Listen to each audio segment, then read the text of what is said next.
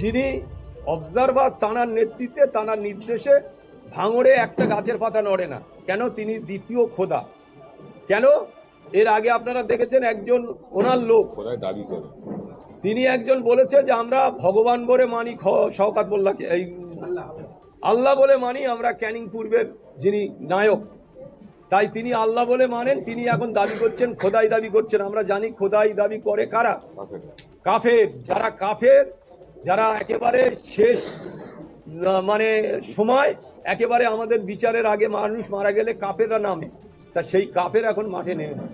তাই আমরা বলতে চাই যে যিনি ভাঙড়ে মানুষের শান্তি, উন্নয়ন, পরিষেবা দিতে ব্যর্থ, তিনি আজকে শুধু মানুষের পূর্ণ তৃণমূল যারা, তাদের উপরে আক্রমণ করার চেষ্টা করছে। আপনারা জানবেন হাজারে হাজারে পূর্ণ তৃণমূল কংগ্রেস যারা আমার 2006 সালে জিতিয়েছিল, সেই সব ব্যক্তিরা বসে আছে, বসে দিয়েছে দুঃখে দিয়েছে।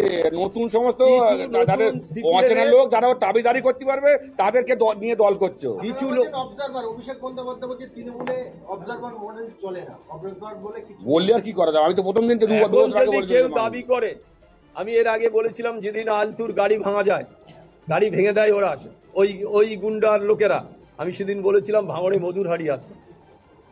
যদি নির্লজ্জ না হয় তাহলে এই এত বড় কাজ করতে পারে না। যেহেতু রাজ্যের সাধারণ সম্পাদক, সর্বভারতীয় তৃণমূল কংগ্রেসের সাধারণ সম্পাদক, তিনি বলার পরেও সে ভাঙড়ে মাটি কামড়ে পড়ে রয়েছে। কেন?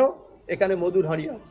তাই আপনাদের বলবো যে আগামী দিনে আমরা যত রকম আছে শক্তি দিয়ে এই অপদর্থ নির্লজ্জকে ভাঙড় থেকে দূর হটাতে হবে, এটা আমাদের দাবি।